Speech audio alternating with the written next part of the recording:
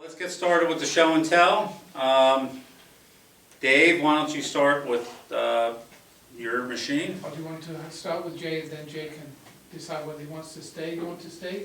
I'd like to get home. Okay. Okay, well then Jay, you can start. Okay. I don't have any prepared remarks. You're not supposed to be prepared. Well, thank you. And I want to thank David for all the help that he's given me over the years. I've done some great sculptures thanks to David, and this is one of them. This is a Cubist sculpture. Well, I'll back up a little bit. My name is Jay Goldstein, and I'm from the Allentown area, born and raised here. And I'm an elected member of the Audubon Artists in New York City. I'm an elected member of Allied Artists of America in New York City. I'm a signature member of the American Artists Professional League in New York City, and I'm a fellow in the National Sculpture Society in New York City. There are about 120 artists in the world who are fellows in the National Sculpture Society. They honored me in 2018. So I compete in some very interesting art shows, and this was in the Audubon in New York City last year and won the fourth most important award they give for sculpture. It's a Cubist sculpture, and it's based on the way Picasso, Archipenko, and Lipschitz and others created Cubism. It's a matter of taking what I see and then creating planes to simplify it. The color here is different from the color here. So there's a plane here, and there's a plane here, and there's a plane here. And so the artist changes the color just ever so slightly on each plane, and the next thing you know, you've got this full cheek occurring in a painting. Well, the same thing happens in a Cubist sculpture. We're taking the planes and just kind of moving them around. So Picasso would take and put a nose like here, and then an eye here, and then an eye here, and then an ear over here. You know, he's moving things around. And so this was an attempt to move things around. It's a single piece of wood. Can you imagine carving the legs on that, John? Yeah, and so that they're squared. And Jay Square tool. only uses hand tools. The square tool. Walnut. This is walnut, just like the wood that was in the car. We've got some wonderful pieces in the car, by the way, for the future. Yeah. Wood Well, I session. can't do it anymore. It turns out, I found out the hard way, that walnut can create an irritation, which it has. And my dermatologist and my allergist both said neither of them can help me. So I'm into basswood now. But I did manage to get sculptures. My work is in 4 museums around the country. The most important one is Brook Green Gardens, which is just below Myrtle Beach in South Carolina. And I don't know if any of you are familiar. Does anybody know? Have you been to Myrtle Beach? Anyway, just south on 17, on the right-hand side, is the entrance to Brook Green Gardens. It was created by Anna Hyatt Huntington, a very well-known sculptor, and her husband, who was very wealthy back in the 1920s and 30s.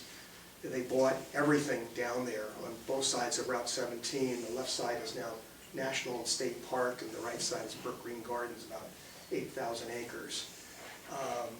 My sculpture Defending the Nest, which is 2 hummingbirds protecting their nest from a snake that's winding its way up.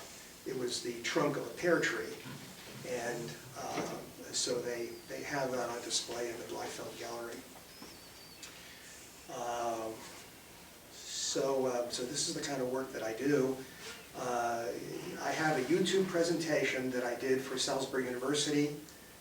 They have the Ward Museum of Wildfowl Art, and that YouTube presentation was videotaped by public television down there in Salisbury, and they put it on the TV, and so that's YouTube. So if you type in Jay Goldstein and art, you'll come up, and it's an hour and 4 seconds, I guess, 5 seconds. So that would help you to understand dynamic symmetry. I studied with a guy named Myron Barnstone, who actually was here. He studied at Oxford University in England, the Ruskin School of Drawing and Fine Art, the master of the Ruskin School, Percy Horton, a very famous English landscape painter who was also the master of the school. And he taught Myron dynamic symmetry, which is a lost art of creating art, a method of creating art. And so I had the opportunity to study with him for about 10 years. And so it's been a lot of fun. But I'm getting old now. Things are getting a little harder all the time just to make things work. I work predominantly with Swiss chisels, like they have right here. In fact, many of them bought here.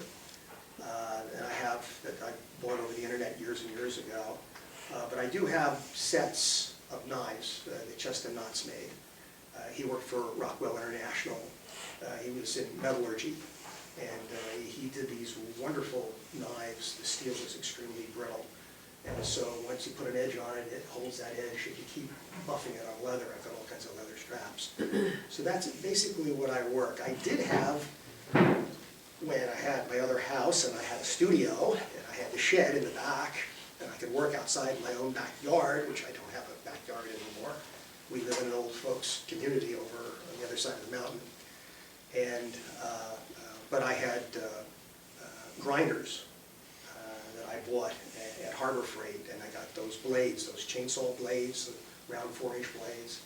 And God, I must have at least a half a dozen of those things, plus a half a dozen chainsaws to do heavy relief. And but now it's hand chisels. In fact, what I do is drills. I have drill bits, all kinds of drill bits, and I'll drill in to make it look like Swiss cheese, and then whack it out. And but I'm working now. There's the Northampton County Community College has a thing called the Fab Lab over in Bethlehem. And I'm seeing some people nodding. And so they have 3D scanning. And a lot of my peers around the country, around the world, are beginning to use 3D scanning to do some really interesting sculpture. Dave Turner, who's very famous, he's in Chincoteague, Virginia. He did a dove that's about 6 feet tall, weighs maybe half a ton, of bronze, for I think it's William and Mary College or University. They took the dove and they constructed a bed around it, and then people are bringing the ashes of people who've been cremated and pouring the ashes into this big pit with this beautiful abstract dove that's enormous. Anyway, so they do 3D scanning over Bethlehem now. So I'm working on some really tiny sculptures, because they said if I get it under 6 inches, they can blow it up. And so we'll see what happens. So it's not quite cheating. I should make it with my own hands, but I'm getting old and I'm limited, and I don't have a studio anymore. I'm carving in the den. So is what it is. Does anybody have any questions? If I may ask, what was the time involved for something like that? I generate 2 to 3 sculptures a year, but I'm also doing some drawing, and I had done some painting, but I had to stop, put the paints away, just concentrate on the sculpture. So I'm good for 2 or 3, but I get 5 or 6. I've got at least a half a dozen in the works. I was just looking at one today that I finished, and I originally wrote on it. I started in 1995. You work like Dave.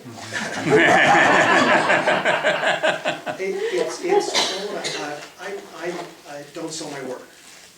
I have all of my sculpture, and I'm talking to 2 museums now about possibly donating everything and creating a gallery in their museum that would be dedicated to my work. Now I'm happy that I never sold anything, and I've been fortunate enough in life that I'm financially secure enough that I don't have to sell anything, so I don't. People do contact me from time to time. I just tell them I'm sorry, but nothing's for sale. Beautiful piece. Thank you, thank you. Thanks, Jay. Yeah. Thanks, folks. Thank you.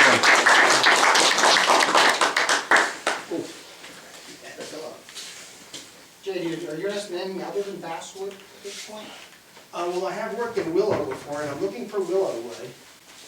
So if anybody has access to a willow tree, and I can get a fresh branch, maybe 3 inches in diameter to 4 inches max. And then I take the bark off and then it dries. And when willow is that small, it develops an interesting consistency that lends up to, I mean, you can do some beautiful things with an X-Acto blade. But when it gets bigger, then willow starts to crack a lot. Consistency of the wood is not the same. It's interesting that it changes. We had a willow tree in the backyard, and I started carving when I was a kid, and I noticed these differences in the depth of the wood and how long it sits and how it works, and so it changes. What do you need lengthwise on those? 2 feet, 3 feet. Because a gentleman on the back road coming over, he had a willow tree that basically had deteriorated at the base, and he was just burning all the branches and stuff, and you might be able to stop by and see if there's any, it had a different name though for the willow, I forget exactly what the name was. It's very figured.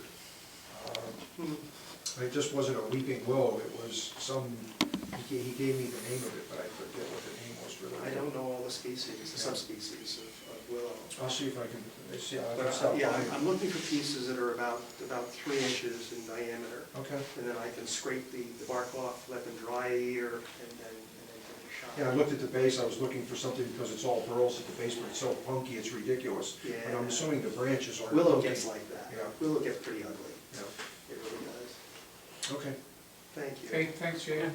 You can reach me on the internet. Just type in The Art of J. Goldstein, and you'll see my site and the sculptures, and there's exhibitions I've been in, awards that I've won.